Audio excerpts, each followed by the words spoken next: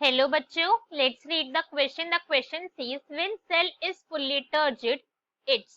Question की तरफ से बोला गया अगर सेल जो है वो फुल्ली टर्जिड है तो उस केस के अंदर उसका डीपीडी, ऑस्मोटिक प्रेशर या फिर डिफरेंट ऑप्शन गिवन है तो वो किस तरीके से होंगे, उनकी इक्वेशन क्या होगी.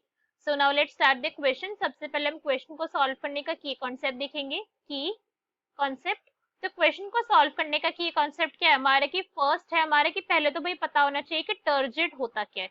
ठीक है, टर्जिड सेल के बारे में हमें नॉलेज होनी चाहिए और हमें सेकंड यहाँ पे पता होना चाहिए डीपीडी, ओपी एंड टीपी के बीच का रिलेशन. इन तीनों के बीच का हमें रिलेशन अगर पता है तो वो हम क्वेश्चन को इजीली सॉल्व कर सकते हैं. सबसे पहले हम टर्जिड की बात करेंगे कि भाई टर्जिड से हमारा क्या मतलब होता है. टर्जिड से मतलब होता है हमारी स्वॉल अप सेल. कैसी सेल है ये? स्वॉलन सेल है. स्वॉलन सेल है और वो भी प्लांट सेल के केस की बात हो रही है स्पेशली. तो प्लांट सेल के अंदर जब सेल जो हो चुके हैं स्वॉलन अप हो चुके हैं, दैट मीन्स उसका पास उसने क्या कर लिया, वाटर को ऑब्जॉर्ब कर लिया. जितने भी प्लांट सेल के अंदर सेल था उसने क्या करे, वाटर को अच्छे से ऑब्जॉर्ब कर लिया और पूरा का पूरा वो स्वेल अप हो चुका है. उस कंडीशन को हम सेल की क्या कहते हैं, टर्जिड सेल कहते हैं. ठीक है, अब हमने बोला है कि भैया हमें रिलेशन भी पता होना चाहिए यहाँ पे डीपीडी का, ओपी का एंड टीपी का. तो डीपीडी, ओपी एंड टीपी के रिलेशनशिप की अगर हम बात करें तो DPD is equal to OP minus TP. अब ओपी डीपी टीपी क्या क्या बोले जा रहे हैं हम, कंफ्यूजन तो हो ही रही होगी. तो देखते हैं DPD.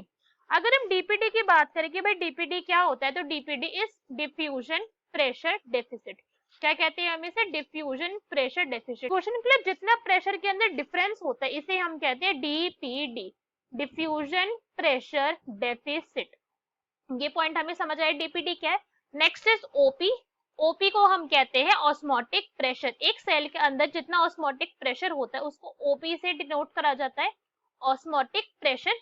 Another TP is turgor pressure. Turgor pressure का मतलब कि अगर कोई सेल टर्जिड है, कैसी है, अगर कोई भी सेल टर्जिड है तो उसके अंदर प्रेजेंट होता है टर्गर प्रेशर. टर्गर प्रेशर भाई सेल के अंदर ऑब्वियसली बात है कब आएगा, जब वो टर्जिड होगी. दैट मीन्स कोई भी सेल, एक डायग्राम से देखते हैं अभी इसको, एक डायग्राम बनाएंगे और हम अच्छे से समझेंगे इसे. ये एक सेल है, ठीक है, हमने सेल को बनाया. अब इस सेल के पास खुद की सेल वॉल भी प्रेजेंट होगी, ये तो बहुत ऑब्वियस से पॉइंट है हमारे पास. ये सेल है और उसके पास प्रेजेंट है अब उसकी सेल वॉल. ठीक है, अब अगर हम इस नॉर्मल सेल से कंपेयर करो तो कैसी सेल है, बिल्कुल खाई पिए मस्त मोटी सेल है ये. तो यहाँ पे सारे में क्या है, इसने खूब सारा वाटर ऑब्जॉर्ब कर चुकी है ये वाली सेल. अच्छे से इसने वाटर ऑब्जॉर्ब कर लिया और यहाँ पे इसका क्या प्रेजेंट है, यहाँ पे सेल का वैक्यूल प्रेजेंट है, वैक्यूल प्रेजेंट है, न्यूक्लियस प्रेजेंट है. यहाँ पे सेल का सब कुछ, जितने भी सेल के अंदर ऑर्गेनेल्स होंगे सारे के सारे इस सेल के अंदर प्रेजेंट है.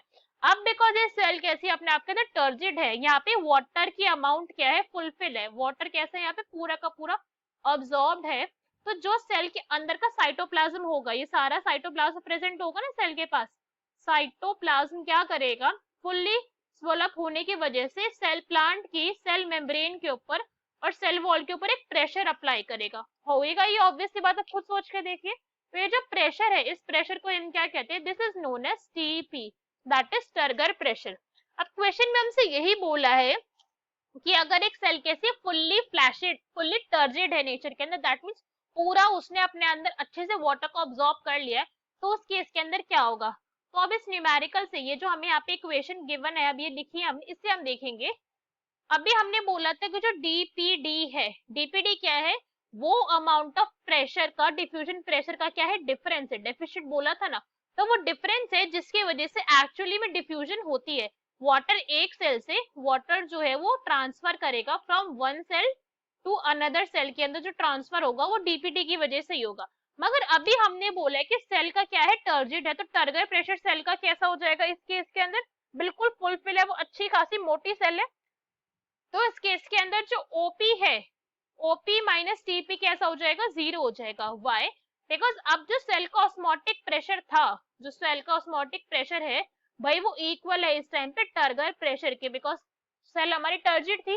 तो इस टाइम पे जो डीपीडी होगा, डीपीडी कितना हो जाएगा इस टाइम के ऊपर, जीरो हो जाएगा. दैट मीन्स अब सेल और ज्यादा वाटर अपने अंदर नहीं ले सकते. अगर और ज्यादा वाटर उसने लिया तो क्या होगा भाई, या तो वो जो है वो सेल बर्स्ट कर जाएगी अगर सेल वॉल नहीं हुई इसके पास, और अगर सेल वॉल है तो जो सेल है वो और ज्यादा वाटर को ऑब्जॉर्ब नहीं करेगी.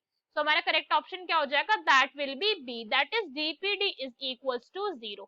ये करेक्ट हो गया। बाकी के ऑप्शन देखते हैं। ए में हमें क्या गिवन है, DPD is equals to OP, ये इनकरेक्ट हो गया बिकॉज ऐसा तब पॉसिबल है जब सेल कैसी हो, फ्लैशिड हो नेचर के अंदर। ठीक है, तो सेल क्या करेगी फिर, मैक्सिमम अमाउंट ऑफ वाटर को अपने अंदर लेना चाहेगी। थर्ड देखते हैं, थर्ड में हमें क्या गिवन है, डब्ल्यूपी इक्वल्स टू टीपी, ये भी इनकरेक्ट है।